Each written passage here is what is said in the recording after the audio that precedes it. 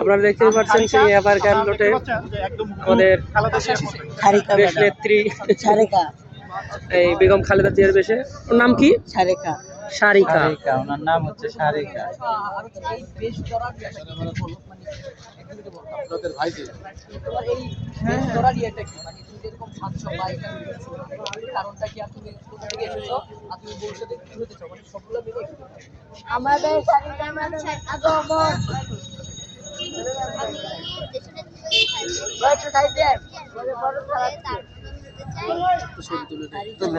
কখনো অন্যের পথে আপোষ করেননি, দেশ ছেড়ে কখনো যাননি, দেশের মানুষের পাশে দাঁড়িয়েছে।